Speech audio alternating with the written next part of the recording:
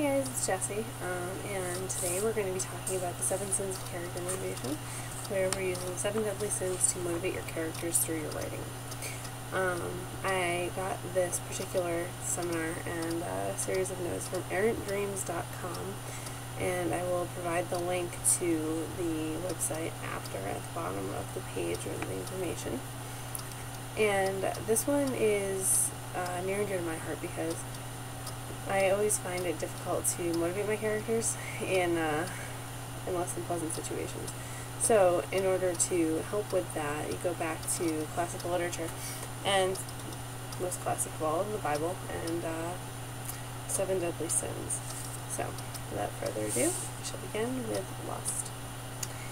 Lust and love are some pretty traditional motivators, particularly in movies and literature.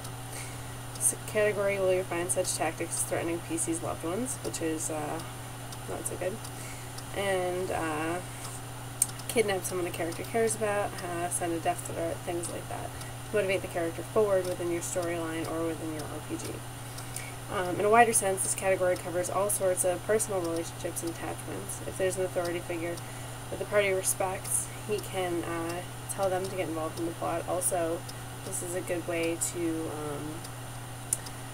sort of bring in the classical Shakespeare elements where father tells you to do it, you don't do it, but the love of the person ends up doing it.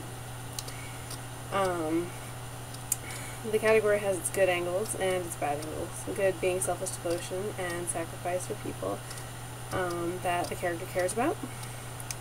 Loving, caring, sense of responsibility, and generosity. However, it also has its bad angles.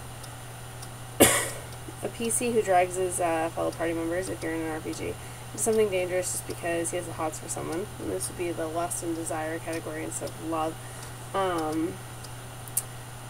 is afraid of someone, and so on. This could be anybody, like a secondary character in your storyline or an NPC in your game, that will drag you through the hoops in order to get things done. So the caveat being, don't over-threaten or try to persuade your characters too much through this, because then they will become ill-convinced of the character's motives and start looking for other reasons to avoid the particular quest they open for. Alright, next up is greed. Many characters in both stories and RPGs can be motivated by simple greed for money or other sort of profit. This includes such traditional expressions as having someone pay the party to get involved in the plot, or if your character is a mercenary, having them be the hero in the end, but not really, because they were getting paid the entire time, even if the rest of the characters in your story aren't privy to that. So, casting greed in a good light often requires crossing it with some other motivation, unshockingly. For instance, you can stir up love in a plot. Someone might want money in order to help someone else rather than themselves. Using the material gains to help family. Greed as a motivator can also be fairly neutral, just because the characters are willing to involve themselves in a plot for monetary gain doesn't necessarily make them graspy or greedy. Ambition, in some part, falls under the heading of greed, although it can also fall under the category of pride. So keep in mind that this is one that will be cross-referenced and can be used in multiple situations. Moving on is envy. And this is one that has a heavy overlap with pride and greed. In some cases, it's just greed for what someone else has. Perhaps you can spur on your characters by delving into a risky venture. Also, you can show off some of the side characters that have things that the party wants, or items, respect, power, or powers. Also, people, slaves, and property are a pretty big motivator in a lot of traditional stories. So, there is actually a good angle to envy. Keep in mind that enemies and villains often have things that the party requires if you're writing a party situation, or if you're writing you're writing something more along the lines of a singular hero, perhaps the enemy has a magic crystal that the hero needs in order to complete his quest. So things like that can spur envy on a good way. So it can be a fantastic motivator. Keep in mind, however, envy has its obvious negative downsides as well, where they steal something from another main character, attempt to ruin the party's reputation, things like that. And these sorts of things will cause a divide within your characters, and that's something to keep in mind. Unless you have a bunch of rogues in a group together, they're not necessarily going to play well with those who have envious traits or envious goods. So on to the next is pride. The accumulation of all reputation lies within this category.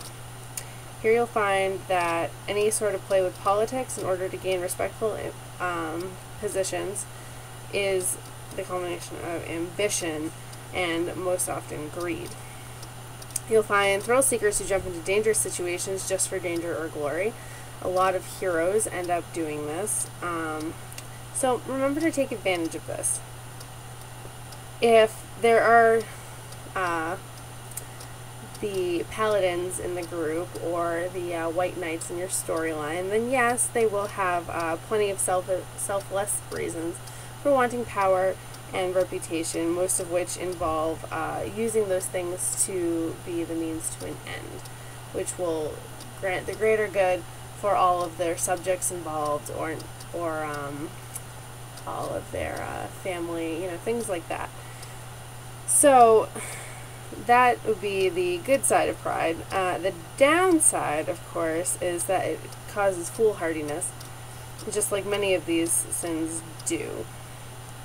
So keep in mind that if a side character perhaps is tired of being upstaged and is demanding screen time, this character may act out in a prideful manner in an attempt to regain the storyline from the main characters. That being said, wrath, which is one of my favorite motivators, and also one of the more common, again, like along the lines of lust. So there are plenty of instances where wrath and vengeance and revenge and things of that nature have come up within classic storylines. So keep in mind that while this is a good motivator, it is often fairly cliched, and you should keep that in mind. This sort of thing has a strong sense of morality and responsibility attached to it when it's used for the greater good. So when you're dealing with paladins and white knight type characters, then the wrath that they feel may be divine in nature. If a PC has a strong sense of fair play, seeing a stranger cheated out of something may spur them on to not only help that stranger, but it also may spur them on to try to change things with the way that the law systems are set up. You never know. The downside, obviously, is that characters who are too motivated by wrath tend to leave carnage in their wake. And they may not necessarily be killing for the right reasons. They may not be acting out in a manner in which you would care for your characters to do. So be careful with this category, because this set of motivators works so well. Sometimes writers tend to get a little overenthusiastic in using it for everything. So keep in mind that not every character is going to have a vendetta or some sort of vengeance that they want to wreak on a certain SOB for maybe killing their sister or something. But everybody is going to have a vendetta somewhere along the line, whether or not you use it in this story or something else. Wrath is a really great motivator. So on to a less obvious motivator for your characters, sloth. The sin of sloth is kind of an interesting one, because it advocates the road often traveled, and often brings the characters to power gain for reasons that are not necessarily the most interesting, but are simply the easiest way to do things. So, let's start with an overly simplistic example. In order to get a group of characters where you need them to be, they have to go down a certain hallway. So, have that hallway be easier to get through. Maybe the other hallway has the same designer as Prince of Persia, and there are razor blades sticking out here, there's chainsaws coming up the middle, and across the top is a pendulum.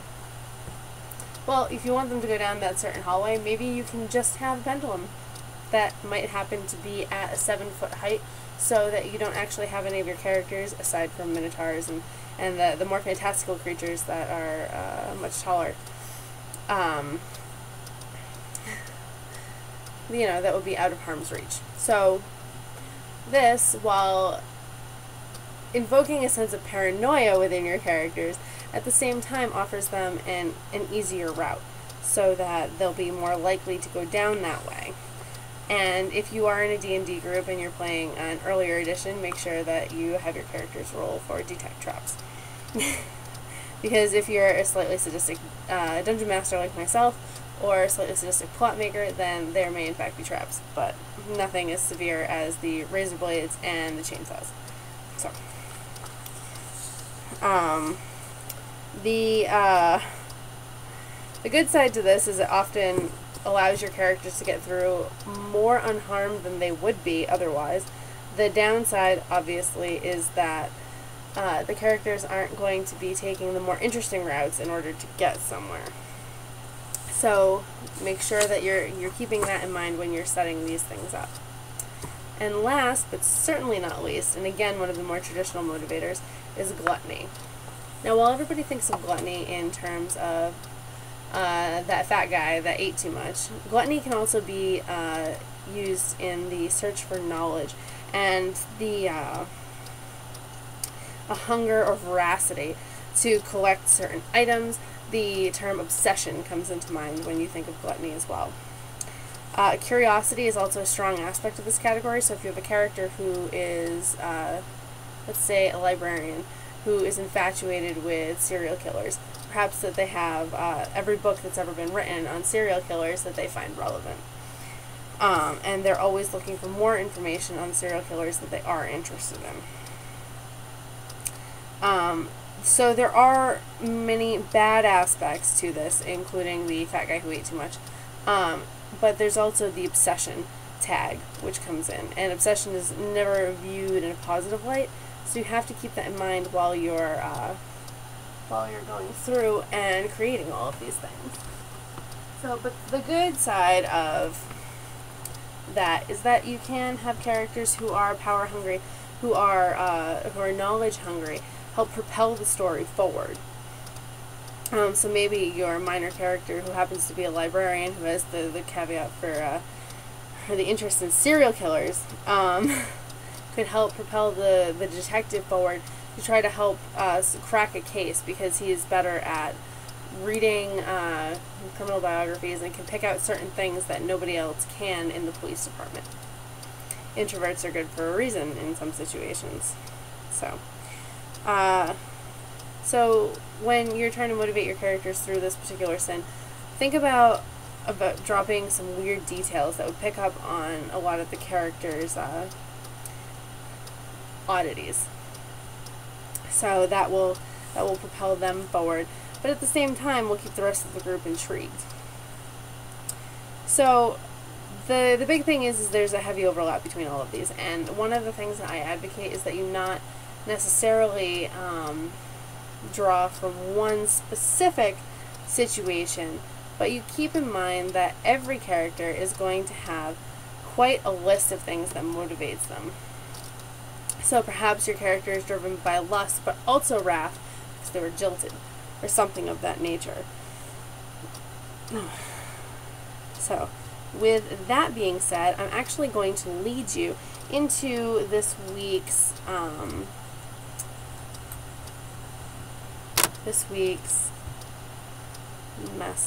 writing exercise. So just bear with me for a moment and let me get there. So this week's writing exercise actually comes directly from Inkwell. We ended up taking one cue from each of the categories in the seven deadly sins to make a scene using all of them as motivators for the character you're choosing. We ended up using a hipster named Jeff, which falls into the pride category. He was 19, he was a freshman in college, blonde hair, blue eyes, very generic, all-American kind of guy. He is a serial killer, so that covered the wrath. His lust motivator was the fact that he was jilted by his most recent girlfriend named Jillian. He refuses to deal with his past, which covers sloth, and love becomes his obsession. So while that is a cross category into lust, it also covers gluttony. He tends to kill people with those that resemble Jillian, which leads to greed because he doesn't want anybody else to have her. And he is also envious of those around him possessing love. So those that resemble Jillian and also are in meaningful, deep relationships tend to be his targets of choice. What I suggested was that you take 10 minutes with this example and do a writing exercise. You can either post your results on the Inkwell Imaginings group page on Facebook, which you can get to from my page, or you can leave it in the comments section below or email it to me at jessiepeterson@gmail.com, and I'll be happy to post it on the Inkwell site or also in the comments section if you'd like to share. With that being said, thank you all for bearing with me today, and I really hope that you enjoyed the latest in the series. I haven't given it up. I've simply taken a hiatus. So I wish you all the best of luck, and I would really love for you to get back to me with your examples. Also, I'm going to be posting the complete list from Inkwell, where we came up with 6 examples of either characters, people in history, or situations where the 7 deadly sins came into play. So make sure you read over the list and get that writing exercise done. And have a wonderful day, and I hope to see you all next week. Bye!